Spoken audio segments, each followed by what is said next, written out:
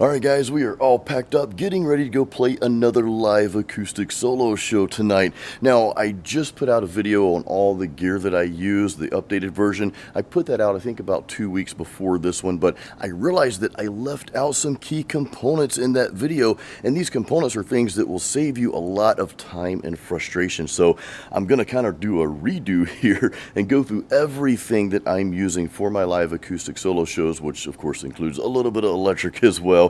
And I'm going to share those time savers with you because those are really important. So come along for the ride here and let's get set up.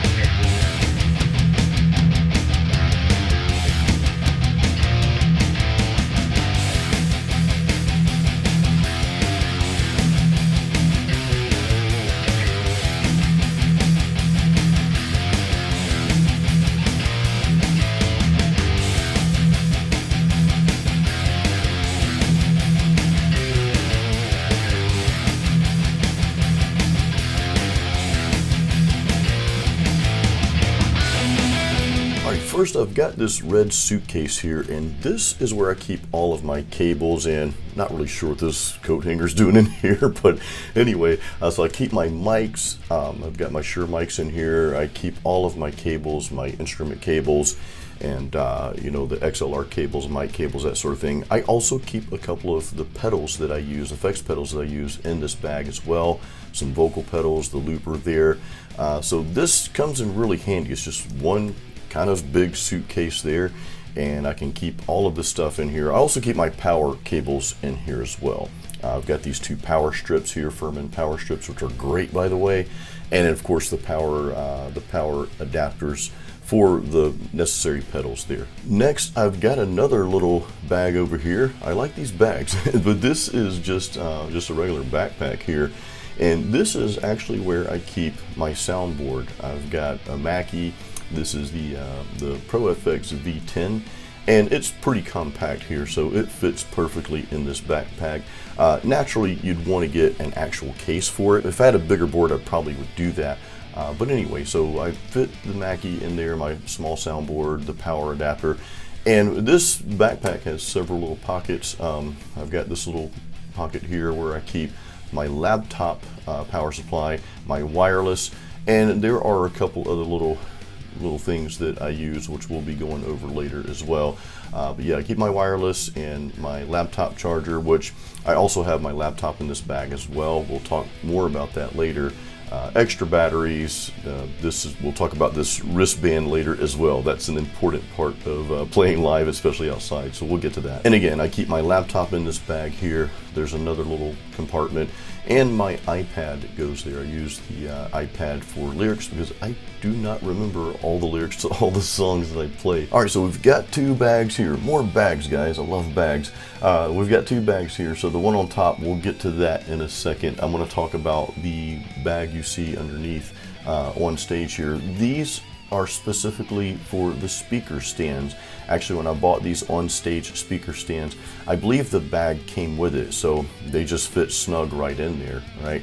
So we've got another bag that you saw on top, and this bag is where I keep all of my mic stands, which usually is just two mic stands, one for me, one for my wife, and guitar stands. I used to not have a bag for this, and oh man, this bag is, getting a bag for these items has really helped. And I just put one bag on top of the other and just carry them out. So that really makes things convenient, and it lessens the amount of trips that you have to take back and forth from the car to the stage. Now, I've got another bag here, and this is another bag full of bags for my shows. They just help compartmentalize things.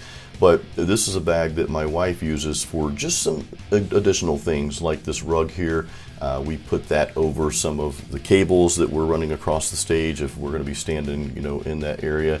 And she's just got some other items in here. There's her tambourine. She'll play that sometimes with me. And we've got like lights and that sort of thing, stage lights and that sort of thing in there, just small ones. And here's my green tip bucket, green for money, right? Hey, it kind of works. My wife got this. This is where I put like my tripods, and that's my iPad stand there. The tripods are used for filming. I like to film my shows, at least part of them. I repurpose them for videos like this. And again, hey, somebody left $1 in here. That's the tip jar. All right, so I bring this little table, and this video is not in any particular order. I'm just kind of showing you guys stuff, everything that I use here. But this table is for my laptop and my soundboard. It's a small table and everything just fits on there perfectly. Now what I do is I go ahead and put the soundboard on. This is the first thing I do when I'm getting set up. I know I'm kind of going through this slowly to show you guys the gear along the way as well. But I will set up the table with my laptop and the soundboard there. That's the first thing I do. Now what I want to do is get the power going. I want to make sure that we've got power. That's really like the first thing that I do. And again, I've got these Furman power strips. These are pretty cool. And I have two of them because one is going to go over to power the board, the laptop, and I've got a couple other things that I power as well. One of the speakers I power with that power strip, and I've got a second power strip going to the other speaker to power that, plus the effects that I'm running. So again, the first thing we're doing, we are going to get the power going. We're going to power up the board first. So I'm going to plug that in down here and just make sure that we have power. Once I have the power on, I know there's power, the first thing I do, and this is specific to outdoor gigs, especially on those hot days like in July in Florida here, I will get a fan going. I'm gonna go ahead and set up the speakers. So I've got my on-stage stands here. So I'm gonna get those set up. Now I'm on a pretty big stage here. This is Keel and Curley Winery. I'll talk a little bit more about that at the end of the video, so hang around for that. But I go ahead and get the on-stage stand, speaker stand set up, and I get the mains on top there. Now these speakers, I'll go through the type real quick here. So these are Electro Voice speakers. They're 12-inch and they're powered speakers. They're 1,000 watts. So pretty good speakers for these solo gigs. I mean, they have more than enough power for small to mid-sized venues, and I consider this a mid-size. Now the speaker height really depends on the stage I'm on. So like some of the gigs I play, they're ground level, so I'll have the speakers a little higher. This stage is pretty big, so I've got like a certain place, you know, that I have these. But they don't need to be super high because the stage is already pretty high. Now I'm going to get the power going to the speakers and going to go ahead and set all that up now as well. And here's the first speaker. Yep, it's on and we are good to go. So of course after that I'll go ahead and power up the second speaker as well. Once the speakers have power, I'll go ahead and get these plugged into the board. So here I've got the XLR cable going from the one speaker, and that's just going to go directly into the soundboard here, into the Mackie soundboard here. So pretty straightforward setup. So now we've got both speakers set up, they're both powered and they're both connected to the soundboard. We are ready to move on with the rest of the setup here. Next, I'm going to get the floor monitor set up. Now this is also Electro Voice. It's the Electro Voice PXM 12MP, I believe, and it is also a powered monitor here. I believe it's 700 watts if I'm not mistaken, and I used to not have a monitor. I went probably a year or more without having a floor monitor, and man, this thing really comes in handy. Now for the floor monitor, because of the limitations of my soundboard, I don't have a dedicated monitor input, so what I do is I just connect it to one of the mains, and I'm okay with having the main mix, you know, hearing that main mix in the monitor. I don't really need to hear my vocals louder or guitar louder or anything like that. So just the fact that I can hear myself, you know, everything that's going on right there on the floor, that makes a huge difference. Now, if I were to upgrade to a little bit larger board that had that dedicated monitor input, I would definitely use that. All right, so next we're going to get the stands, the mic stands, and get the mic set up, get those plugged in. So here I've got this is my stand that I use. I've got the boom stand. This is an On-Stage brand here, and it's held up pretty good. I've had this for a little over 2 years, playing anywhere from 1 to 3 shows a week. So yeah, that's held up nicely. And we've got the Shure Beta 58 mics, and those mics have proven to be really good for us. I was only using the SM58 for the longest time, but then I upgraded to the Beta 58A, and I don't know, I like the clarity that I'm getting out of those mics a lot better. This second stand, real quick, going back to the stands, this is actually a different brand. This is the Ultimate stand, and it's just a regular mic stand, but this thing is really sturdy. We've been using that for a while as well. Now it is time to connect the mics to the board and also to the effects, which I'm going to show you the effects pedal that I use for both mics here. So basically, we've got 2 cables for each mic. One cable is going to go, of course, from the effects pedal to the mic, and then from that pedal to the soundboard there. So I kind of lay this out, you know, I kind of lay my cables out. I should have went over this earlier, but I'll lay them out in the appropriate spaces. That just kind of helps the setup go a little smoother as I'm taking those out of the bag. So now for the vocal effects. This is the TC Helicon Mic Mechanic pedal here. And I use this really just for some delay and reverb, and have the ability to turn that off when I want to talk between songs. So we get the power connected here, and again, you know, you've got one cable going to the actual mic, and then the other cable is going to go out to the soundboard there. Now I use this primarily for delay and reverb. I like to have a little bit of that on my vocals.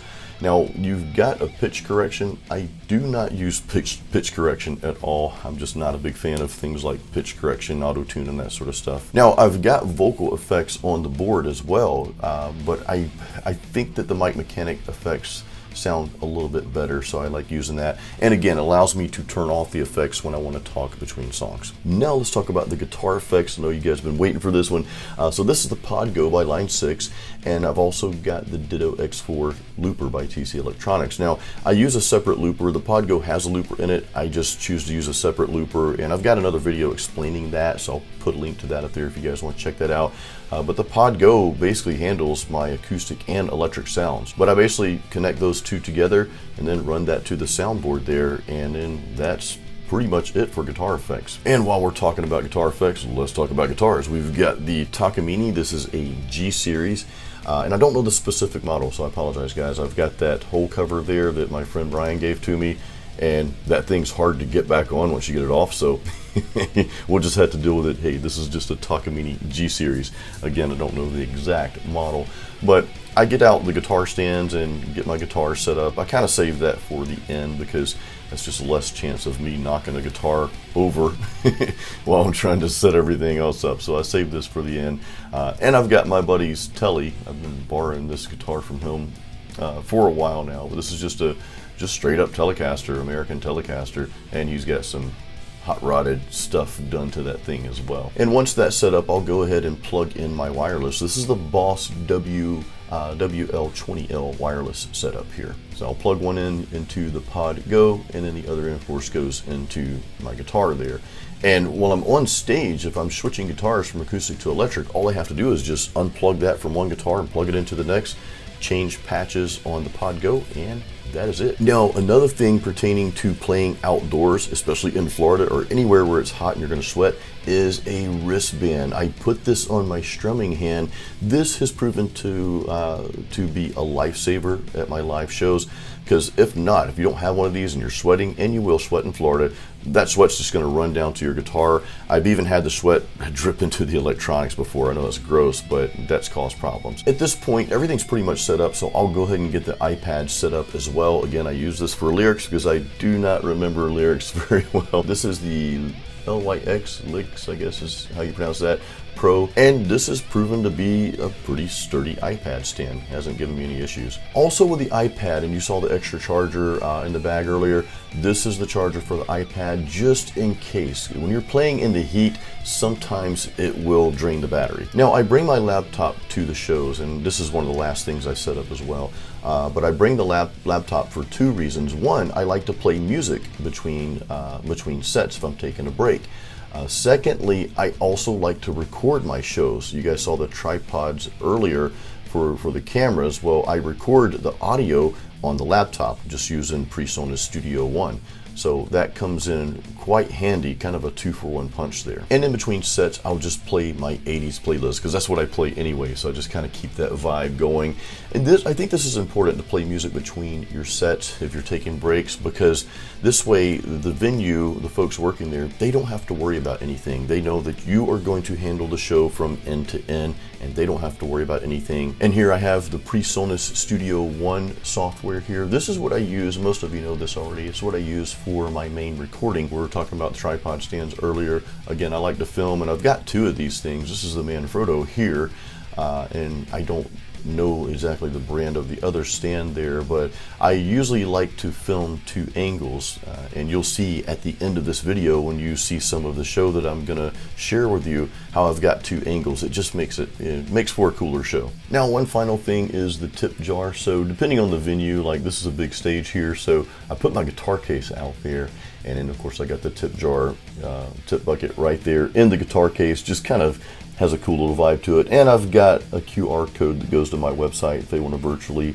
do virtual tips or just learn more about my music, they can do that there. So at this point, we're pretty much set up and ready to go. I've got everything plugged in. You'll want to do a sound check, obviously. I'm not going to go through that here, but everything is set up. Everything's plugged in, everything's powered. Test the mics, test the guitars, make sure everything works. Now, next, of course, you want a sweat towel as well. There's nothing worse than being on stage singing outdoors and you're just caked in sweat. So I do have a towel that I lay there by the soundboard, so I can just reach over and wipe my head down real quick. With that, I also always have this Bubba water jar here, this water bottle. And of course, I'm taking several sips of this throughout the shows to stay hydrated for your vocals and because it's hot. Now, one thing I do recommend for outdoor gigs is bring another shirt to play in, because you're gonna sweat with the shirt you're setting up with. So I always bring another shirt, and gross, I've got sweat going through that shirt as well. That's not cool. So I should have probably dried off a little bit better, but anyway, bring another shirt. Now, this last step, guys, you don't have to do this. I know some of you do not drink, and that is absolutely okay, but I like to have a nice cold beer before I start the show. So here at Keel and Curley, they've got a lot of really great wines and ciders. Wine kind of dries me out, so I won't have the wine, but I do like a nice cold IPA beer. And they have something called the Sustain IPA, which is one of my favorites. And one thing I do, I'll mention to the audience, my favorite beer from the place, because that's promoting their core product. They are a winery, so it is, of course, based on alcohol. Again, I know some of you don't drink, and that's okay. Promote something else, but I think that's important to do that. So here I ordered my wife a cider, and I ordered my Sustain IPA, and here we are. Cheers. Now, of course, you're going to hear a little bit of music from this show. That is coming up next, and I've got another resource that I believe you're going to find very helpful in regards to all the gear that we just covered, so I'll share that in a second. But first, I want to give a huge thank you and shout out to everyone at Keel and Curley Winery there in Plant City, where you saw all this take place. I've been playing there for a couple of years now. I'm filming this in July 2022, but my wife and I, we've actually been going to this place for over a decade, so we've got quite a history here, and I just love the stage. I love the people, the food, the drinks, everything is just awesome there. So it's an honor to play on that stage. And a quick shout out and thank you to my friend and booking agent who got me this gig, Todd Kuhl at Kuhl One Management. I really appreciate you guys, and again, this is a great honor to play on this stage. Now, for the resource I have for you, in the description of this video, you're going to find a link that goes to my website, and that goes to my gear page. And on this page, I list the current gear that I'm using right now. So I keep this page updated. So it's got everything I use from the studio to the stage, because I know that's one of the things we like to talk about, and we're always wondering, well, what are you using? What's so-and-so used for this or for that? I've got everything listed on this page, and again, I keep that updated. Let's go out with some music. I'm gonna share just a couple of short instrumental clips with you. I'm not sharing any full songs because I did all covers at this show. I don't want this particular video to get demonetized, so I'm going to share some instrumentals with you. I do record some of my live shows and put them on YouTube here. I've actually got a playlist for my live shows, so if you guys want to go to my homepage of my channel here and check those out, please feel free to do that. But hey, here's some instrumental acoustic for you.